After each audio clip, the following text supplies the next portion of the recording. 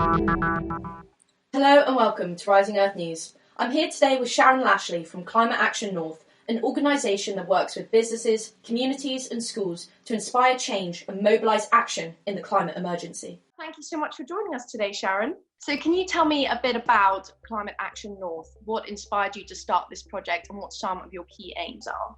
Yeah, I think I have my own business anyway. I'm an environmentalist and I have been a consultant for the last sort of 7 years. And I always wanted to put something back to the community, into the community. And I always thought it would be good to have a social enterprise or a not-for-profit community interest company where we knew we could work with local businesses and local communities and link them together and actually, set up some really good quality sustainability environmental projects that would make a real difference. Can you tell us about some of your projects that you're working on right now?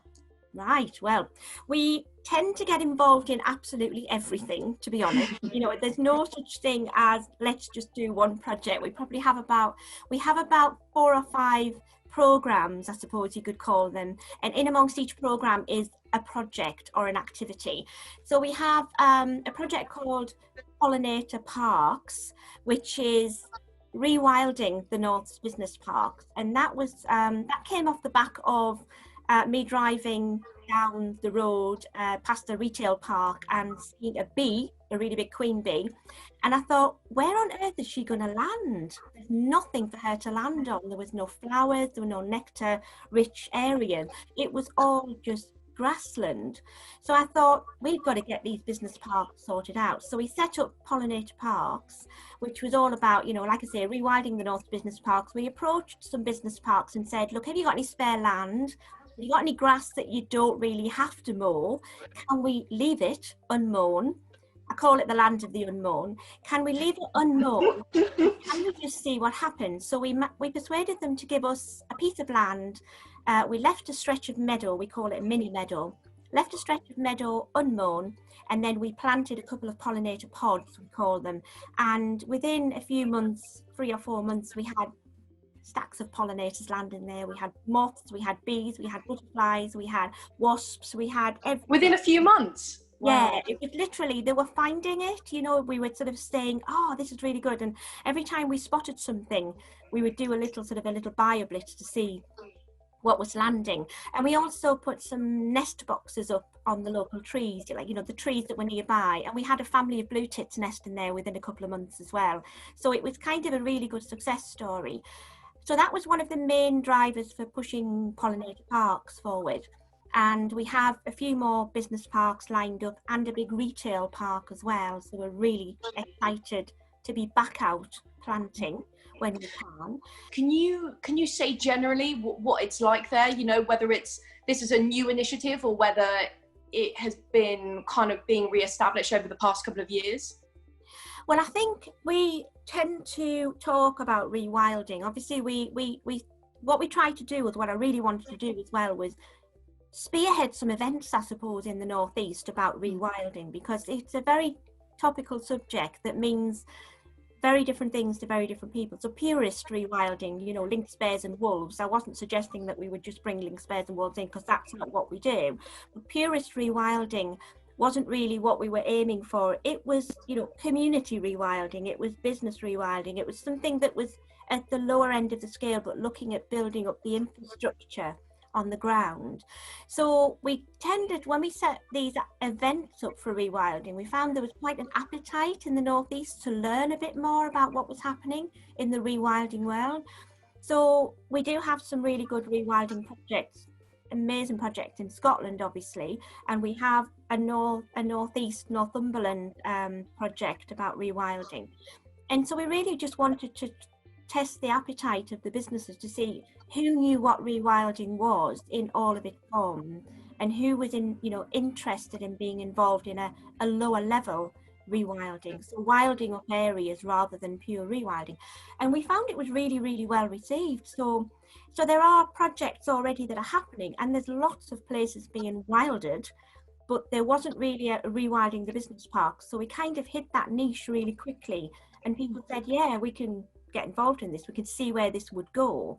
So So yeah, it's about greening up areas that were previously not, appealing to pollinators in the area. So yeah, it was really good to sort of test that market, and we just hit a really good niche for people wanting And to. that it got such good reception as well. Absolutely. And the business park that we started off with are delighted with their garden area, because it's not only attracting pollinators, which is the whole point, it's actually providing an area for tenants to go and relax in. So it's a bit of a well-being area as well. It's a nice, safe area there that can go and sit and watch what's happening with the plants. And it's right next to the river. So you've got that sort of, you've got the water, and then you've got this garden right next to it. And it's really, really lovely. It's a really lovely area. So it's been very well received in that respect. Drawing on the importance of community within your work. So can you touch upon that, how you're trying to bring different people from your local communities together? Yeah, I mean, the idea that we had with Climate Action North was working with businesses to link them to their local communities. So where we can, for example, we worked with a school up in Northumberland and linked them to a particular company, and the company paid for a series of earth education, environmental education activities, and they paid for that. So we linked that particular school with that community and had a nice sort of, we had the activities that the children did to become earth magicians, for example, and they all graduated as earth magicians at the end of it. So, and the company was involved in that as well. So they were, very much part of that whole process. Yeah, it's all about bringing local communities with businesses, linking them both up, because I think it's important that, they might employ a lot of people in that local community.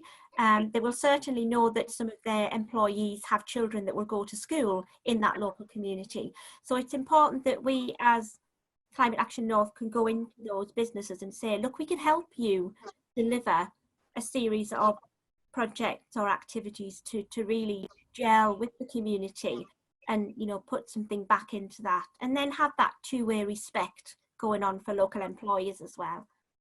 So how can people find out more about your work, and are there any things that you're doing at the moment to draw in new people?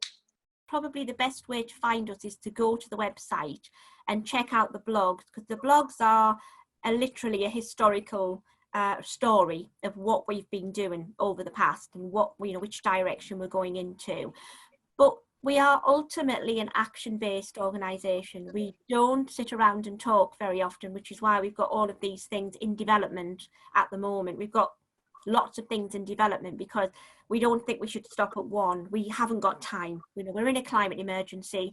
We have to keep going, and we have to be able to do things quickly on the ground that will make a real difference. So we have the One Small Change initiative as well, where people can make one small change. But we have our planting project, we have our litter project, we have our new green, a green recovery action network as well, that's coming on board for a lot of businesses to get involved in, say, look, how can we do stuff? And I think it's about, going onto the website, check the blogs, follow us on social media. We have a Twitter account, we have Facebook, we have Instagram, we have LinkedIn. We're all over the place, so we try and get that message out there. And I think it's about wherever you can, link to us. We're always looking for volunteers for some of our planting projects. It's about learn to take action on the things you can control. The things that you can control, take action on those and make that difference. There will be areas that you can't control, that you can't do anything about, but where you can make a difference, it really will help. And everyone can with regards to the environment. I totally agree, Lauren. Everyone can do something, and it is that literally about one small change. If you can make one small change, if the 7.6 or whatever it is billion people on the planet did one thing, we would be pretty well off, I think. Better off.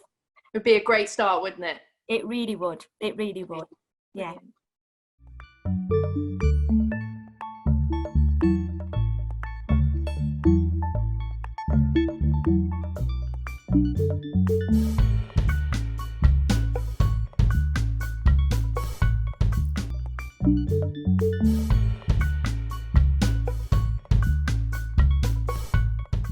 Thank you for watching Rising Earth News.